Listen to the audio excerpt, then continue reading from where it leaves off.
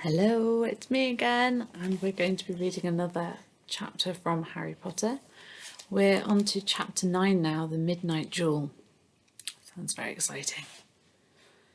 Harry had never believed he would meet a boy he hated more than Dudley. But that was before he met Draco Malfoy. Still, first-year Gryffindors only had potions with the Slytherins, so they didn't have to put up with Malfoy much. Or at least, they didn't until they spotted a notice pinned up in the Gryffindor common room, which made them all groan. Flying lessons would be starting on Thursday, and Gryffindor and Slytherin would be together. Typical, said Harry darkly. Just what I always wanted, to make a fool of myself, on a broomstick, in front of Malfoy. He had been looking forward to learning to fly more than anything else. You don't know you'll make a fool of yourself, said Ron reasonably.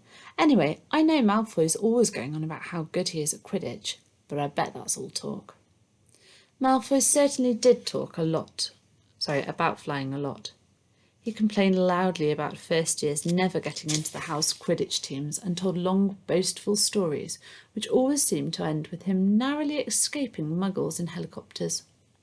He wasn't the only one, though. The way Seamus Finnegan told it, he'd spent most of his childhood zooming around the countryside on his broomstick. Even Ron would tell anyone who'd listen about the time he'd almost hit a hang glider on Charlie's old broom. Everyone from wizarding families talked about Quidditch constantly. Ron had already had a big argument with Dean Thomas, who shared their dormitory, about football. Ron couldn't see what was exciting about a game with only one ball, where no one was allowed to fly.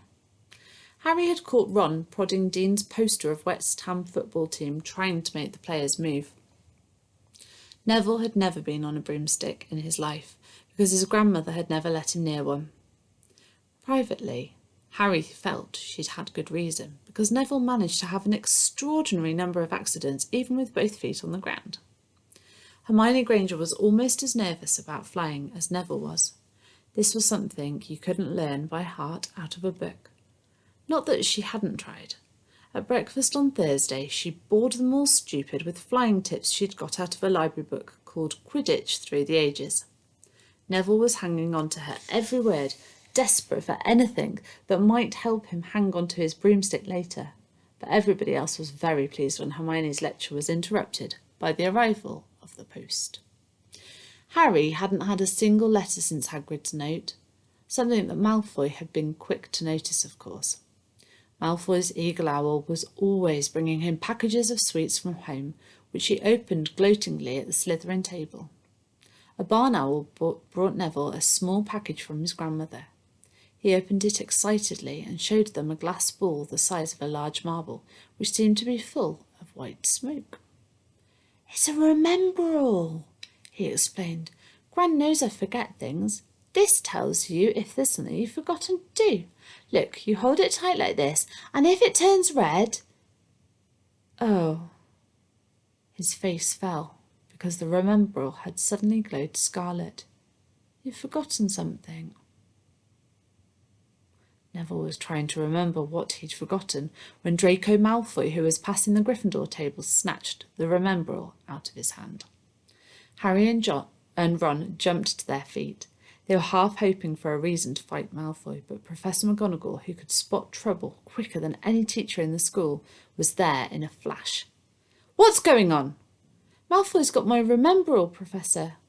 Scowling, Malfoy quickly dropped the Remembrall back on the table. "Just looking," he said, and he sloped away with Crabbe and Goyle behind him. At 3:30 that afternoon, Harry and Ron and the other Gryffindors hurried down the front steps into the grounds for their first flying lesson. It was a clear, breezy day, and the grass rippled under their feet as they marched down the sloping lawns towards a smooth lawn on the opposite side of the grounds to the Forbidden Forest, whose trees were swaying darkly in the distance. The Slytherins were already there, and so were 20 broomsticks lying in neat lines on the ground. Harry had heard Fred and George Weasley complain about the school brooms, saying that some of them started to vibrate if you flew too high, or always flew slightly to the left. Their teacher, Madam Hooch, arrived. She had short grey hair and yellow eyes like a hawk. "Well, what are you all waiting for?" she barked. Everyone stand by a broomstick. Come on, hurry up. Harry glanced down at his broom. It was old, and some of the twigs stuck out at odd angles. Stick out your right hand over your broom, called Madam Hooch up at the front, and say, up. Up, everyone shouted. Harry's broom jumped into his hand at once, but it was one of the few that did. Hermione Granger's had simply rolled over on the ground, and Neville's hadn't moved at all. Perhaps brooms, like horses, could tell when you were afraid, thought Harry. There was a quaver in Neville's voice that said only too clearly that he wanted to keep his feet on the ground. Madam Hooch then showed them how to mount their brooms without sliding off the end and walked up and down the rows correcting their grips. Harry and Ron were delighted when she told Malfoy he'd been doing it wrong for years. Now, when I blow my whistle, you kick off from the ground hard, said Madam Hooch. Keep your broom steady, rise a few feet and then come straight back down by leaning forward slightly. On my whistle, 3, 2... But Neville, nervous and jumpy and frightened of being left on the ground, pushed off hard before the whistle had touched Madam Hooch's lips. Come back, boy, she shouted. But Neville was rising straight up like a cork shot out of a bottle. 12 feet, 20 feet. Harry saw his scared white face look down at the ground falling away, saw him gasp, slip sideways off the broom, and wham! A thud and a nasty crack. And Neville lay face down on the grass in a heap. His broomstick was still rising higher and higher and started to drift lazily towards the forbidden forest and out of sight. Madam Hooch was bending over Neville, her face as white as his. Broken wrist, Harry heard her mutter. Come on, boy, it's all right. Up you get. She turned to the rest of the class. None of you is to move while I take this boy to the hospital wing. You leave those brooms where they are or you'll be out of Hogwarts before you can say Quidditch. Come on, dear. Neville, his face tear-streaked, clutching his wrist, hobbled off with Madam Hooch, who had her arm around him. No sooner were they out of earshot than Malfoy burst into laughter. Do you see his face? The great lump. The other Slytherins joined in. Shut up, Malfoy, snapped Parvati Patil. Ooh, sticking up for Longbottom, said Pansy Parkinson, a hard-faced Slytherin girl. Never thought you'd like fat little crybabies, Parvati. Look, said Malfoy, darting forward and snatching something out of the grass. It's that stupid thing Longbottom's gran sent him. The remembrall glittered in the sun as he held it up. Give that here, Malfoy, said Harry quietly. Everyone stopped talking to watch. Malfoy smiled nastily. I think I'll leave it somewhere for Longbottom to collect. How about up a tree? Give it here, Harry yelled, but Malfoy had leapt onto his broomstick and taken off. He hadn't been lying. He could fly well. Hovering level with the topmost branches of an oak, he called, Come and get it, Potter. Harry grabbed his broom. No, shouted Hermione Granger.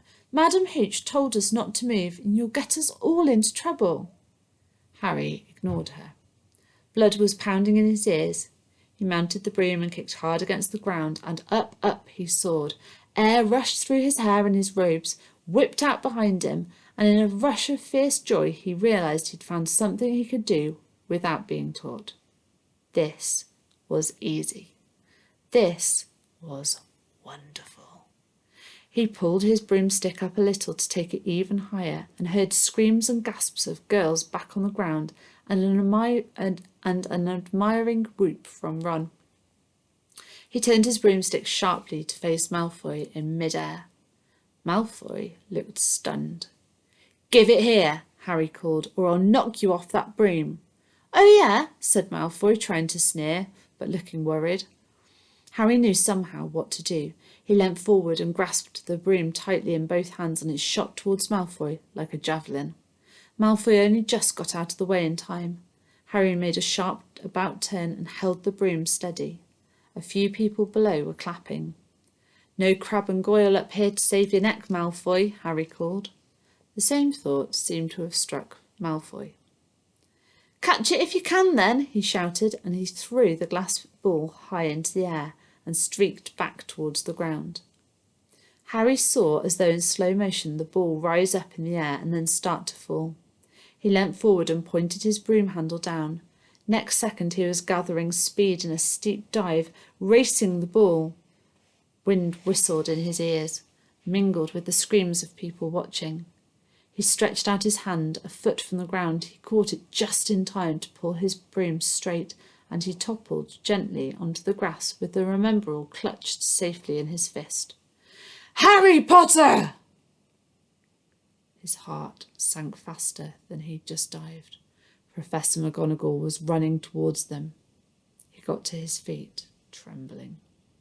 "Never! In all my time at Hogwarts!" Professor McGonagall was almost speechless with shock, and her glasses flashed furiously. "How dare you! Might have broken your neck." "It wasn't his fault, Professor." "Be quiet, Miss Patil." "But Malfoy—" "That's enough, Mr. Weasley. Potter, follow me now." Harry caught sight of Malfoy, Crabbe and Goyle's triumphant faces as he left, walking numbly in Professor McGonagall's wake as she strode towards the castle. He was going to be expelled.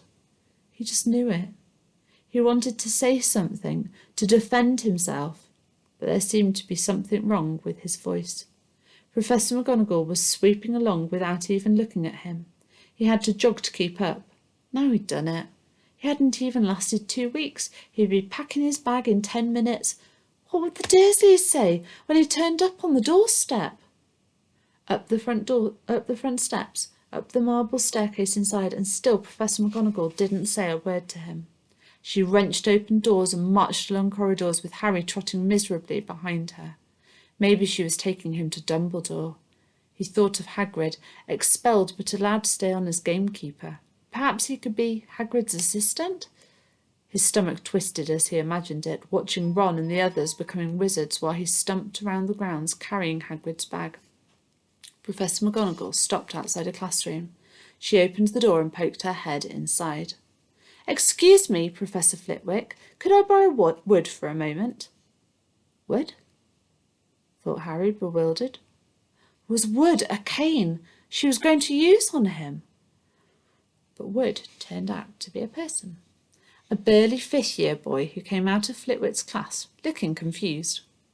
"Follow me, you two," said Professor McGonagall, and they marched on up the corridor, Wood looking curiously at Harry. "In here." Professor McGonagall pointed them into a classroom which was empty except for Peeves, who was busy writing rude words on the blackboard. "Out, Peeves," she barked. Peeves threw the chalk into a bin which clanged loudly, and he swooped out cursing. Professor McGonagall slammed the door behind him and turned to face the two boys. "Potter, this is Oliver Wood.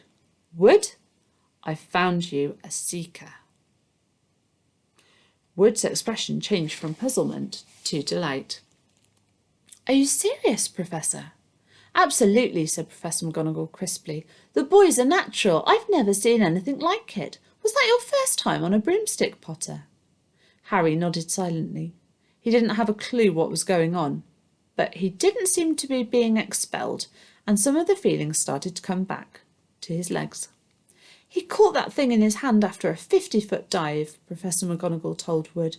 "Didn't even scratch himself. Charlie Weasley couldn't have done it." Wood was now looking as though all his dreams had come true at once. "Ever seen a game of Quidditch, Potter?" he asked excitedly. Wood's captain of the Gryffindor team, Professor McGonagall explained. "He's just the build for a seeker too," said Wood, now walking around Harry and staring at him. "Light, speedy. We'll have to get him a decent broom, Professor, a Nimbus 2000 or a Clean Sweep 7, I'd say. I shall speak to Professor Dumbledore and see if we can't bend the first-year rule. Heaven knows we need a better team than last year. Flattened in that last match by Slytherin. I couldn't look Severus Snape in the face for weeks." Professor McGonagall peered sternly over her glasses at Harry. "I want to hear you're training hard, Potter, or I may change my mind about punishing you." Then she suddenly smiled. "Your father would have been proud," she said. "He was an excellent Quidditch player himself." Find out a little bit more